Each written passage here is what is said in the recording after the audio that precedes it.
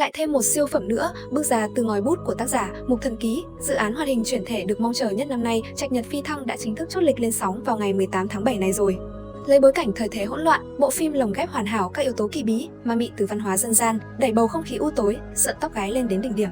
Nhìn xem, ngay cả tạo hình của dàn yêu thần cũng được chăm chút cực kỳ tỉ mỉ, mỗi kẻ một vẻ, với đôi mắt to dị hợm cùng chiếc lưỡi dài đỏ hòn, mang đậm phong cách kinh dị đầy kích thích. Nhưng mà, thần linh được bách tính dâng hương bái lạy mà diện mạo lại trông thế này, nhìn kiểu gì cũng không giống chính phái đúng không? Chắc chắn chỉ cần lướt qua phong cách đồ họa độc lạ này, bạn sẽ nhận ra ngay đây không phải là một bộ hoạt hình tu tiên tầm thường rồi đúng không nào? Với những ai mê mẩn thiếu niên ca hành hay thần quốc chi thượng thì nhà sản xuất Trung Ảnh Niên Niên chưa bao giờ làm chúng ta thất vọng. Họ ghét sự dập khuôn và lần này họ mang đến một định nghĩa hoàn toàn mới về hai chữ phi thăng. Trong khi mọi bộ phim khác vẽ ra cảnh đạp nát hư không, trường sinh bất tử đầy hào nhoáng, thì Trạch Nhật Phi Thăng lại lột trần một sự thật tàn nhẫn. Cái gọi là phi thăng thực chất chỉ là một trò lừa đảo đa cấp quy mô vũ trụ. Thượng giới ban phát công pháp nhìn thì như ban tặng cơ duyên, nhưng thực chất chỉ là giải mồi nhử dụ dỗ phàm nhân khổ luyện. Để rồi, sau 200-300 năm vắt kiệt thanh xuân, mài giũa tu vi, ngay vào khoảnh khắc bước chân lên con đường thiên đạo, toàn bộ nguyên thần và tu vi cả đời của các tu sĩ sẽ bị tiên giới hút cạn sạch, không còn một giọt, trở thành chất dinh dưỡng cho những kẻ ngự trị trên cao.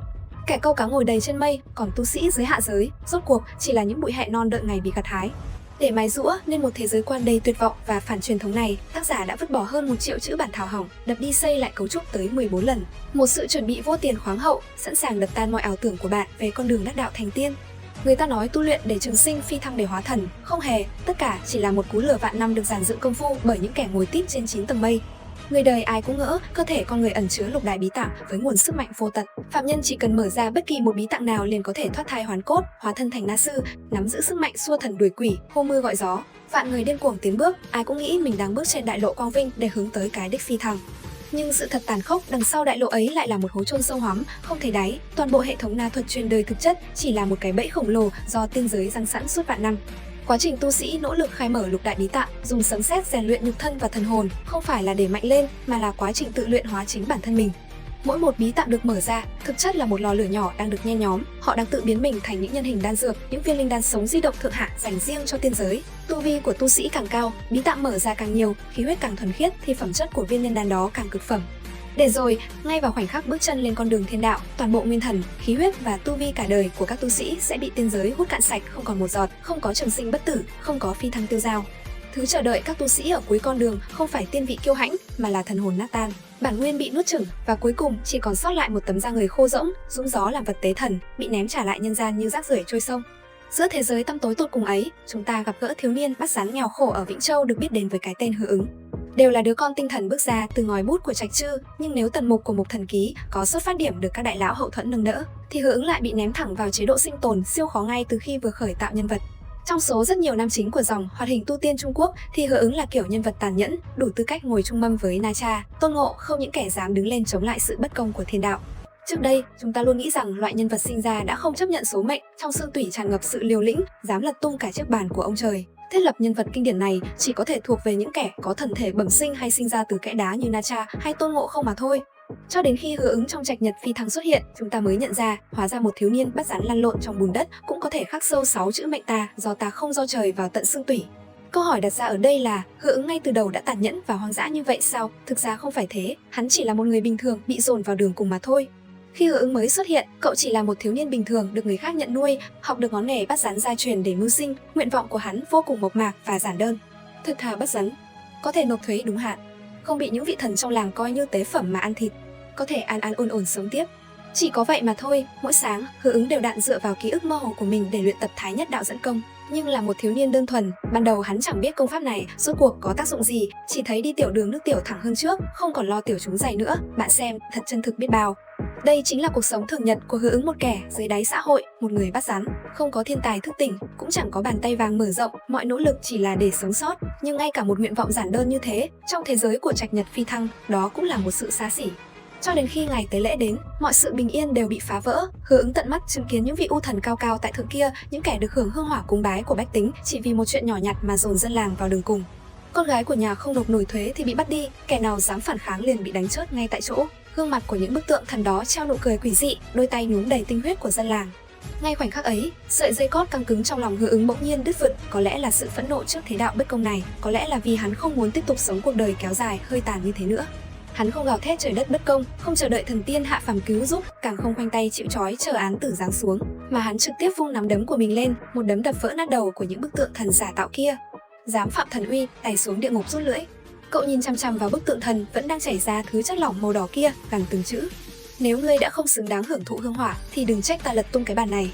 Sau đó hắn viết lên tường 5 chữ, thí thần giả Hứa Ứng. Kể từ khoảnh khắc đó, thiếu niên bắt rắn đã mất, thí thần giả Hứa Ứng chính thức được sinh ra. Nhưng dần dần, Hứa Ứng lại phát hiện ra mình thậm chí còn không biết ta là ai, hắn dường như bị cuốn vào một vòng xoáy thân thế khổng lồ. Mạnh bà ở minh giới vừa nhìn thấy hắn liền nói, người uống canh của ta còn nhiều hơn bất cứ ai, điều này chứng tỏ hắn đã luân hồi vô số lần. Còn các u thần vừa nhìn thấy hắn thì sợ đến mức tè ra quần, hoảng hốt gọi hắn là Bất Lão Tiên. Hứa Ứng rõ ràng là con người, nhưng lại có thể phá giải công pháp của yêu tộc, thậm chí còn bị xem là miếng thịt đường tăng trường sinh bất lão mà ai ai cũng tranh đoạt. Trong đầu hắn dường như có vô số mảnh vỡ ký ức, thương thang trốn chạy, Trương Bình chiến tử, Vương Mãng đoạt ngôi nhà Hán.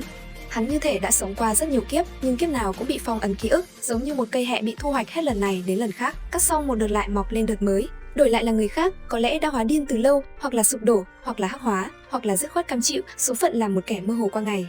Nhưng Hứa Ứng không chấp nhận số mệnh, trên người hắn luôn có một luồng thiếu niên khí vô cùng rực rỡ, không phải kiểu bốc đồng nhiệt huyết ngu muội, mà là sự bướng bỉnh theo kiểu, ta biết thế đạo này đã nát bét rồi, nhưng ta cứ thích thử đấy. Hắn từng nói, ta sinh ra vốn là thân tự do, kẻ nào dám bắt ta quỳ gối, ta sẽ đánh chết kẻ đó. Câu nói này còn tàn nhẫn hơn cả câu mệnh ta do ta không do trời của Na Cha, bởi vì Na Cha có Càn Khôn Quyển, có Hỗn Thiên Lăng, có sư phụ Thái Ất chân nhân chống lưng. Còn Hứa Ứng, với tư cách là một người bình thường, phía sau hắn lại chẳng có bất cứ thứ gì. Hắn lùi một bước, phía sau chính là vực sâu vạn trượng, dưới chân là một thế đạo ăn thịt người. Hắn chỉ có thể dựa vào chính mình, từng đấm lại từng đấm, đập tan tất cả thần tiên, thiên đạo đang đè nặng trên đầu mình. Tác giả của cuốn tiểu thuyết Trạch Trư từng viết một đoạn trong lời bạt hoàn thành tác phẩm, vô cùng nhói lòng. Trong một thế giới cạnh tranh khốc liệt đến tột cùng, anh hùng tuyệt đối không thể sống sót, kẻ sống sót được phải là kẻ giàu hoạt, điềm tĩnh, mặt dày, co được duỗi được, thậm chí có thể quỳ gối trước kẻ thù. Điều này chứng minh rằng Hứa Ứng không phải là một vị anh hùng hoàn mỹ vô khuyết, hắn chỉ là một người bình thường bị thế đạo ép đến mức này. Hắn biết giả vờ hèn nhát, biết diễn kịch, biết quỳ xuống trước khi đánh không lại, rồi ngay khoảnh khắc kẻ thù lơ là cảnh giác, hắn sẽ đâm một dao thấu tim đối phương. Hắn không phải bẩm sinh không sợ hãi, mà tự biết rằng nếu đến cả bản thân cũng chịu thua số phận thì thế gian này thực sự sẽ chẳng còn ai dám lật bàn nữa. Dám chống lại sự bất công, hắn từ một con kiến hôi nơi đáy xã hội từng bước phá vỡ cục diện, xé toạc trò lừa bịp phi thăng của thế giới này, đập tan chuỗi thu hoạch của tiên giới. Không bàn về nội dung, chỉ cần lướt qua những thước phim giới thiệu, bạn sẽ hiểu vì sao Trạch Nhật phi thăng lại tạo nên một cơn địa chấn về mặt thị giác. Bộ phim không đi theo lối mòn tiên hiệp lấp lánh rực rỡ, mà chọn phong cách kinh dị dân gian đầy ngột ngạt và nghẹt thở.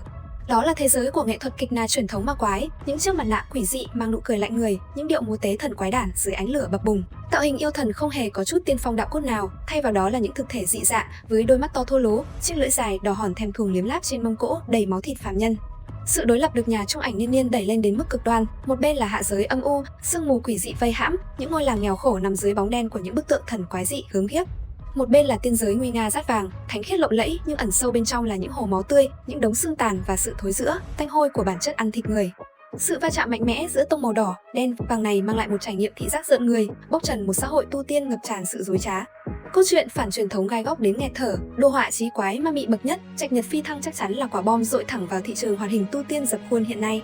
Siêu phẩm sẽ chính thức lên sóng vào ngày 18 tháng 7 này. Bạn đã sẵn sàng cùng Hứa Ứng lật lọng ván cờ của thần tiên chưa? Đừng quên bấm like và đăng ký kênh YouTube Review 5 phút để cùng đặt gạch chờ ngày công chiếu siêu phẩm này nhé.